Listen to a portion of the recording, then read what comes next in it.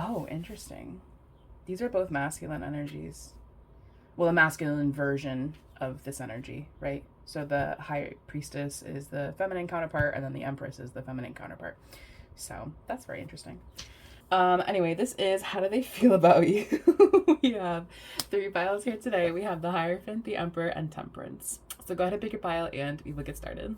If you chose pile 1, this is your reading. You guys chose the Hierophant, which is, I want to say it's Taurus. Is it Taurus? Where is he on my list? I have a list of everything. Oh, yeah, it is Taurus. Okay.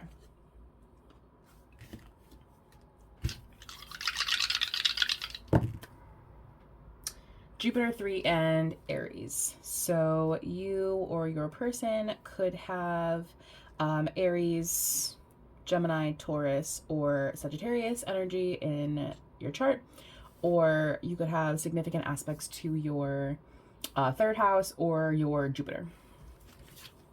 Oh, shut the fuck up. So a lot of Taurian energy present. There's space. There's space, and that space is causing them anxiety. There is a lot of success and passion here. I just think that they're having like a little bit of like separation anxiety, you know. It's like when I'm away from you, and you know, like object permanence. This person or I read the phrase emotional permanence, I think, the other day, where it's like if someone's not in your line of sight all the time, then you forget that they love you. Something like that. I'll put it on the screen if I remember what it's actually called. But it feels like that. It's like, well, if you're not directly in my line of sight, or like, you know, like how when like people with ADHD, it's like if it's not directly in my line of sight, then I forget about it. Like this is this is that. It's like we are like separated. We are not around each other all the time. And because of that, I am feeling anxiety without you. I'm feeling anxiety not being in your presence. This could be a friend. Just because we have like let your friends help you. The Hierophant does suggest some kind of structure, some kind of order, some kind of like higher power, some kind of higher authority that is above the both of you. So this could be someone that you are like connected to. Like the Hierophant can represent like marriages, what is the you're kind of like bound to the law a little bit, you know? I think that's really all it is. I think they are feeling it could be a karmic situation, because we do have the karmic partner here, or that could, they don't feel like a negative energy per se. It feels like maybe this is some kind of karmic lesson that they need to learn, you know, like they need to kind of be okay and not experience anxiety away from you. Especially if this is something that is like holding them back. It definitely could be. So I think they do feel a lot of happiness and passion and success when they're with you. But again, it's like that object permanence kind of thing, where it's like if you're not directly in front of them, it's like you don't exist. And they need to be constantly reminded that you do exist. And on one hand, yeah, see, like that's like basically what I was saying. It's like if I see you, if like, you know, we're constantly in contact, then I am constantly reminded of your presence, and I'm constantly reminded that you exist. But as soon as there's space, I'm anxious, I'm nervous, and I don't really know how to be alone. This does maybe feel like a young energy, or like a young spirited energy, an immature energy, very likely an emotionally immature energy. They need your help, really. I don't think this person this feels like someone who is very reliant on you. And they just can't like do it on their own. Like they need a lot of guidance, they need a lot of help, they need a lot of like babying, you know? They need a lot of hand holding. And they, you know, you're away from them, and so they're just experiencing a lot of anxiety when you're not with them. But it's like you can't be with them all of the time. So I think this is a learning lesson for them to be able to be on their own and entertain themselves. You don't need to constantly be entertained by me, you know? Like you have hobbies, you have things you can do, like you're okay being without me for like an hour or a day, you know, whatever is appropriate depending on who this person is. Because I am kind of getting that this very well could be like a younger energy, like a child, or someone who's like, you know, not like special needs, but I mean, maybe. Like this is someone who is a very dependent on you. Very, very, very dependent on you. Thanks. They do really love you though. And like that's why they're so clingy and needy, is because they love you. It's like, but you can, I'm not getting the sense that you're annoyed with them also, just to note. I'm not really getting the sense, because I think you are aware of your presence in this person's life, and so it's like, well, I kind of knew what I was getting into. So I'm not annoyed, you know, I'm not frustrated with you at all.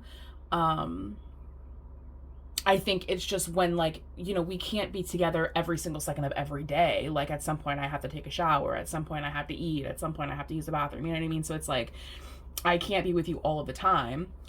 And this definitely is reading as like a child or like a baby, or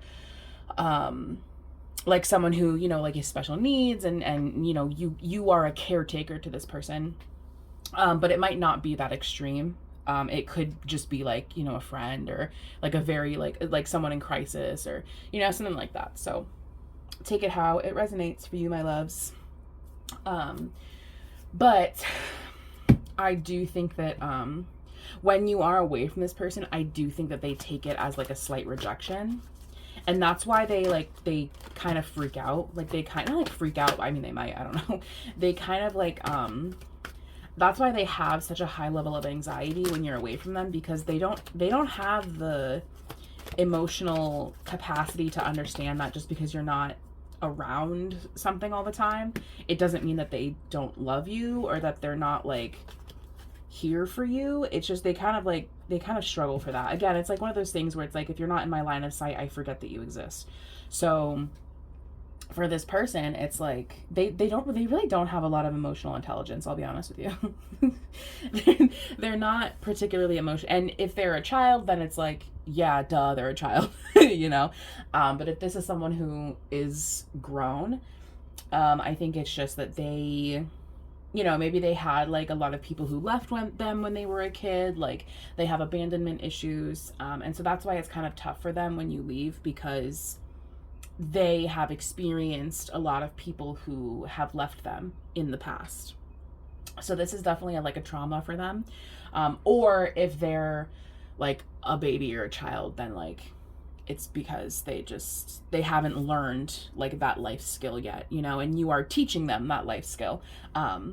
But it's just, you know, they're learning, so it's taking them a second. But again, it doesn't feel like you're annoyed with them. It doesn't feel like you're irritated with them. It feels like, I love you, and this is my job. My job is to kind of guide you and help you heal and help you grow and help you be successful. And I am very happy with you, and I have a lot of affection for you, but this is something that you do need to learn. So I think you're holding their hand, you know, you're holding their hand through this process. How, what's advice? Let's get advice. Oh, okay. I think there is like part of you that does kind of feel like you need to like sneak away,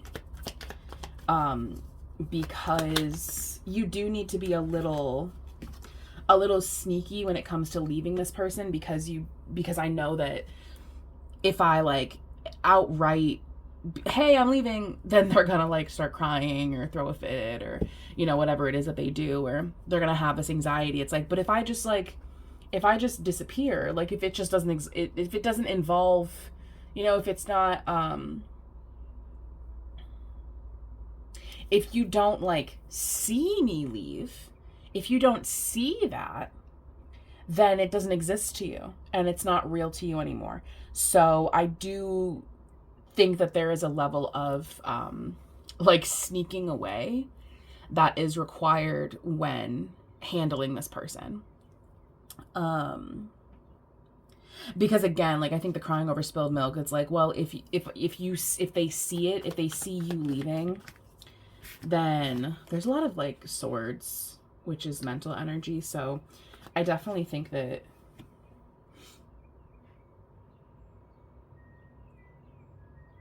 oh, my laundry's done. That was fast. I think that, you know, out of sight, out of mind. So if I take this thing from you when you're not looking, then it doesn't really exist to you anyway. Or if I leave, you know, like in the middle of the night, or if I leave, you know, if it, like, say this is like a friend, like someone, like just hypothetically, this is someone that you live with, right? And they're having separation anxiety. It's like, if I take all of my things out slowly over a period of a month, then it's less jarring when I do leave, because instead of like me taking all of my stuff out in a U-Haul in one day, you know, like it's just less jarring. So I think that's kind of like what's going on here. It's like, well, I need to be separated from you. I need to give some space so that you can learn this lesson. But your advice is to do so quietly. Your advice is to do so quietly and, you know, kind of when they're not looking, because otherwise they're gonna like throw a fit. And if this is some kind of like thing that you're providing for them, like if it's money or whatever, I think again your advice is very similar to where kind of wean them. They need to be weaned, you know, like you need to wean them off of the money, you need to wean them off of the support, you need to wean them off of the time spent. Like you kind of need to wean them off, because if you take away, if you just stop giving them money, if you just stop giving them time, they're going to like freak out. But if you wean them off of it, I think they'll be fine. And if not fine, then I think it would be, it's going to be less of a disaster than if you just took it away all at once. So that's what I have for you, pile one. Thank you so much for watching, and I will see you guys next time. I haven't started filming yet. Okay.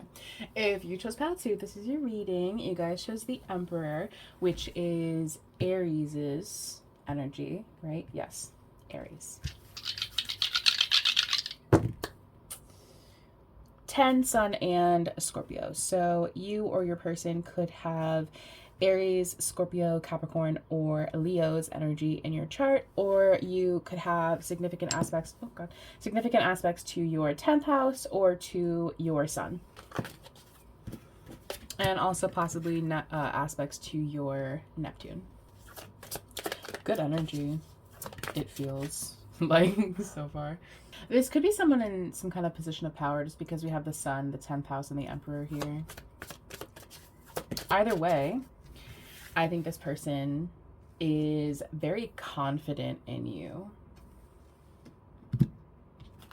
Like, I have a lot of confidence in you. I have a lot of confidence in your growth. I think they see you, Jesus, I think they see you as someone who is I'll keep that, like a younger version of themselves, you know, like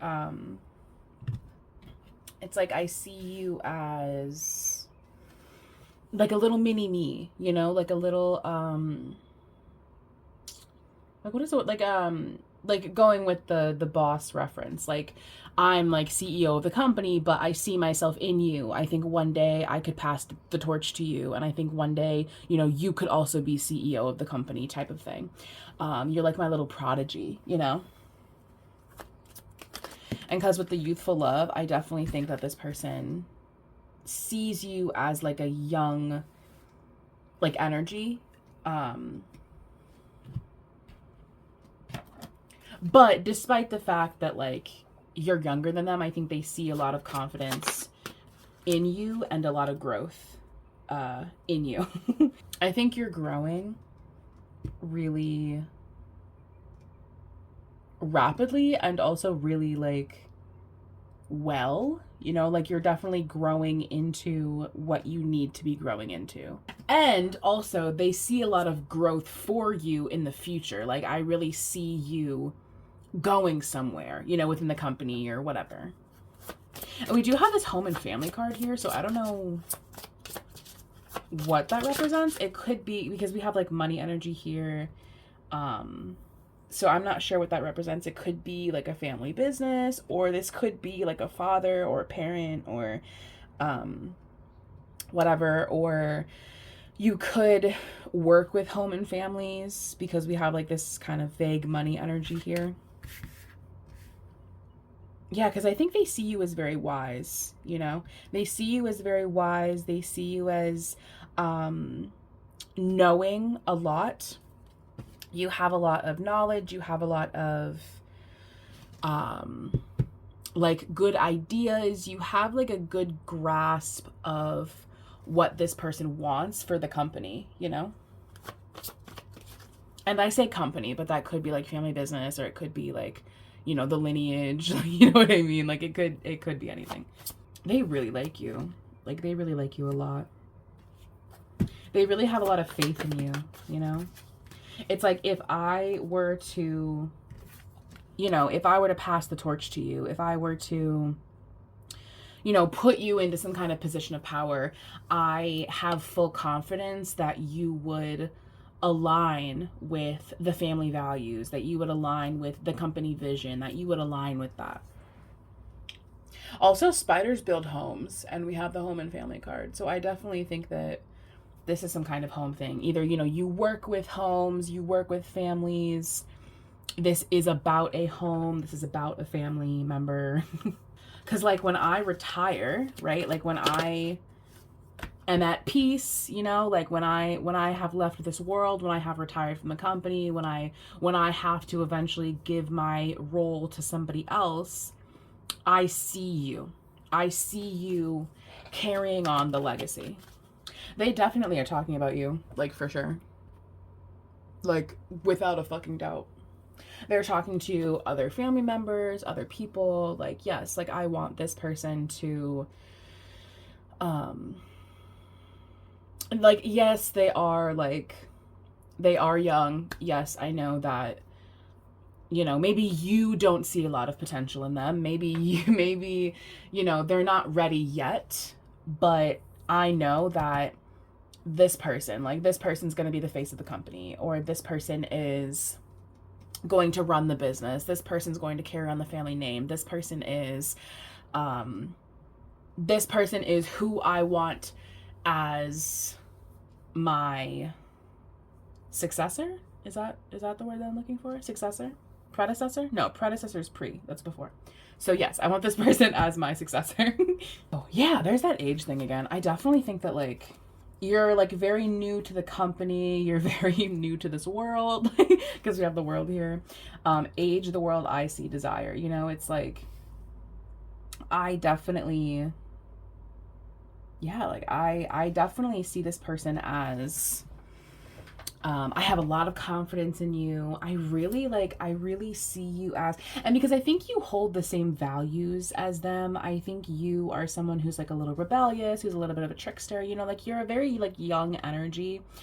And I think that is, they really see a lot of themselves in you. I really think that's what it is. I think they see like, you know, when I was your age, like I was exactly like that. You know what I mean? Like I had this same like kind of spirit. You guys have the same kind of spirit, the same kind of energy. And so this person really wants you as their successor. You know, they really want you as like, yes, you are going to carry on the family name. You are going to carry on, you know, the family business, the legacy, the company, you know, whatever it is. It's like when you get older, you are going to be just like me. And when you get older, you are going to carry on. You know, you are going to continue what it is that I was doing in this world, or am doing, or whatever. Because eventually I am going to pass, be it, you know, passing on to experience the world in a different form, or, you know, dying, or I'm going to retire. I'm going to leave the company. I'm going to, you know, be at home with my wife and kids and not work anymore, you know? So eventually I'm not going to be in this business. And when I am no longer in this business, I want you to carry on what I was doing. I want you to continue to bring to this world, to this company, to this field, what it is that I was bringing to it. What is their next action? We don't need advice. We don't need to know how they feel. So what is their next action? What is this person's next action? They do definitely see you as very young. They see you as very young. They see you as very, you're not ready yet. You know what I mean? Like, you're not ready. You're not ready to carry on the family name. You're not ready to carry on the legacy. You're not ready for that. But I am going to watch you grow. I'm going to watch you gain the wisdom, gain the experience. You know, I'm going to just keep my eye on you for when you are ready. I do feel like this person is very busy, but it's not, just because they're busy, it doesn't mean that they're not keeping an eye on you. It doesn't mean that they're not looking at you. It doesn't mean that they're not preparing for when you're old enough and you're able to take over as CEO. You know what I mean? Because they are talking to people about you. Definitely. Absolutely. Abso-fucking-lutely they are. It's like, yeah, you know, this person, that's the person. That is the person that I want to manage the company. That is the person that I want to, you know, I want to pass all of my things down to. I want to pass, you know, the inheritance, the family wisdom. That is the person that I want to give everything to. They are a very, very busy person, but again, it doesn't mean that they're not watching you. It doesn't mean that they're not keeping their eye on you. It doesn't mean that they're not aware of the growth, oh God, that you are going through. Interesting, because they could do something surprising that the two of you kind of do alone. And that sounds weird, but I promise you it's not sus. I promise you it's not as weird as it sounds. It's very appropriate, you know, very age appropriate. Like, it's fine. But it's something that, like, because the hermit has this energy of introspection and learning about the self. So I feel like this person wants to do something with you that will help you grow, will help you gain confidence, will help you kind of be introspective, because we do have that reconciliation card, and then we clarified this like tower hermit moment with the Ace of Cups. So it's something that the two of you will do as like bonding, right? Like, I want to bond with you. I want, like, you know, like father-son bonding, you know what I mean? Like, I want, or, you know, CEO prodigy bonding, right? Like, I want to help you grow. I want to help you learn. And in order to do that, we need to, you know, go on, do this thing. We need to, you know, I need to prepare you for what it is that I want you to do. So that is their next action. Their next action is very like sweet. With the King of Cups here, it is like a very sweet energy, but I do think that they want to do some kind of bonding activity with you. So that's what I have for you, pile 2. Thank you so much for watching, and I will see you guys next time. If you chose pile 3, this is your reading. You guys chose Temperance, which is Sagittarius energy.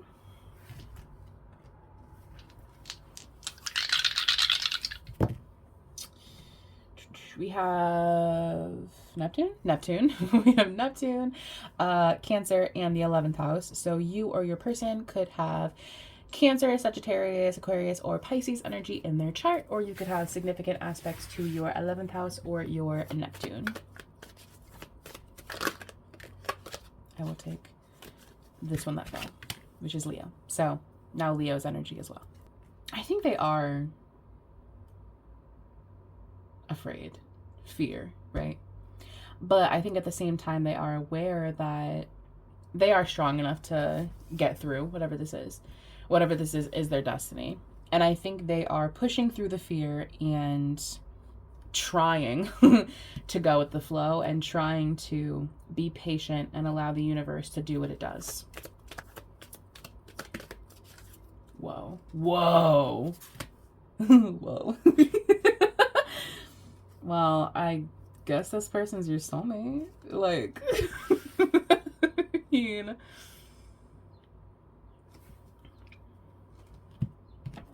I don't know what it is that is going on, though, that is causing them this fear, but I think because they know that you are their soulmate, or whatever this is their soulmate, and that this is their destiny, they're kind of like pushing through that fear and being strong and trying to self-reflect with the reflection card.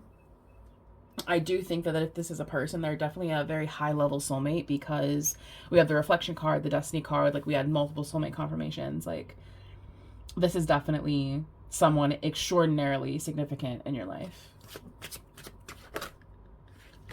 I think it's just moving slowly. I actually think that's what it is. Because I was like, what is like the conflict? Like, what is the problem? What is this fear coming from? I think it's just that it's moving slowly. I think maybe they're not a patient person, and this is like a patience lesson for them, because temperance is all about patience. Temperance is, you know, 1 foot in the spiritual and 1 foot in the material. And so I think this person knows on a spiritual level, yes, you are my soulmate. Yes, you are my destiny. Yes, you are a reflection of me. Yes, I'm going the right way. But I think in the material world, it's manifesting really, really slowly. And I think that is causing them some fear. Fear in a way of like, well, is this actually going to happen? Is this actually my destiny? Like, is it like, am I delusional? Like, are you going to reject me? Like, you know, it's bringing up some fear. But I think at the end of the day, like, this person knows spiritually, which I think is the highest form of knowing for this person. I think they are very connected to the spiritual realm with temperance here. I definitely think that this person always has 1 foot in the spiritual. This person always has 1 foot, 1 hand, I don't know, whatever body part, to their connection with source, with God, right? So this person is always connected in that way. So they know, right? Like, I know I have a sense of knowing that I know that this is the right path. I know that you are my soulmate. I know that I'm going the right way. It's just taking fucking forever. And so sometimes that does make me second guess. You know, we are all, we are not impervious to human emotion and human experience. And sometimes part of being human is having doubt, having fear, you know?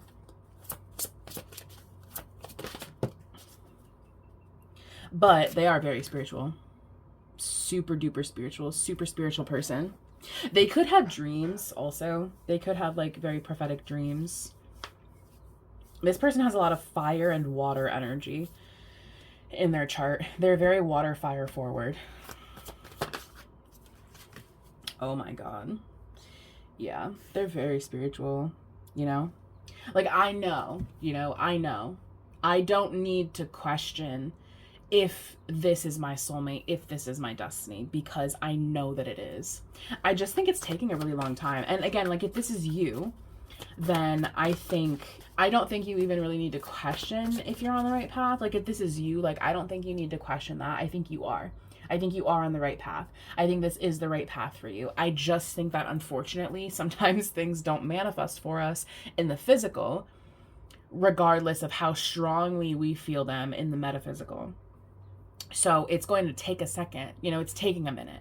And I think that's bringing upon some fear for you. I think that is making you a little nervous, you know, but I think if you can sit in that energy, if you can sit in that, and if you can continue to know that you are on the right path, I think it will definitely manifest for you in the 3D. I think you just need to act as if you already have it, first of all. And second of all, just wait, which I know is our least favorite thing to do. I understand. I recognize that. But sometimes we have to wait. Sometimes God's not going to, most of the time, God's not going to give us what we want immediately. That's not how it works. That's not how things happen here on this plane, because even though it's already ours, right? Even though it already belongs to us, we still need to wait for, we have laws here. We have laws here on this plane, in this realm. Like, we have laws here. And so we do have to wait. We can't just snap our fingers and achieve whatever it is that we want. Oh my God. What's like advice? What's advice? Jesus. I think you can get in your own way, honestly. I think you get in your own way trying to control and trying to, you know, overthinking and feeling full of fear. I think we have so much spiritual energy on the board. I think you are very, very, very in tune with the spiritual, right? And it's like, I can feel it. I can feel that it's mine. I can feel that it belongs to me. I can feel that it is mine in the not so far away future.